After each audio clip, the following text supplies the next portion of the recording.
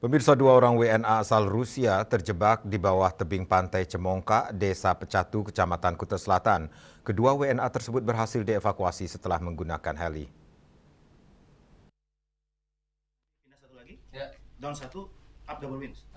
Kepala Kantor Pencarian dan Pertolongan Denpasar, Nyoman Sidekarya, mengatakan identitas keduanya atas nama Sergei Stratostin, laki-laki, 51 tahun, dan Diana Sorotova, perempuan, 20 tahun.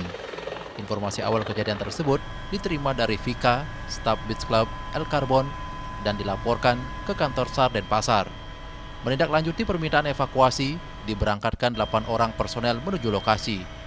Melihat posisi korban yang jauh di bawah dan waktu yang terbatas karena mulai naiknya air laut, maka diputuskan melakukan evakuasi dengan mengerahkan helikopter SGI Air Bali. Anggota kantor SAR Denpasar, Basarnas Bali langsung koordinasi dan onboard personel di helikopter SGI Air Bali 1 orang.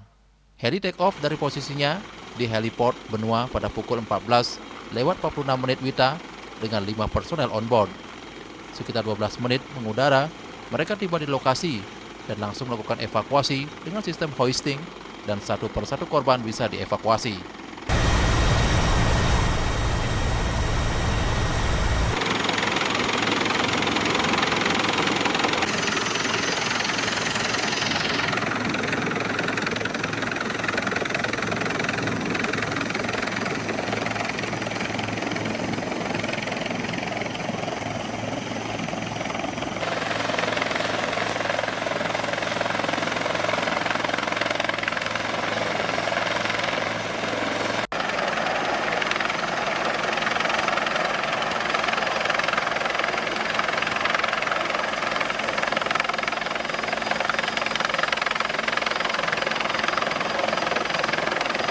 Melihat gelombang yang cukup yang naik ya, gelombang akan mau naik dan kita menggunakan hoisting satu persatu korban kita bisa evakuasi menuju ke heli SGI Air Bali.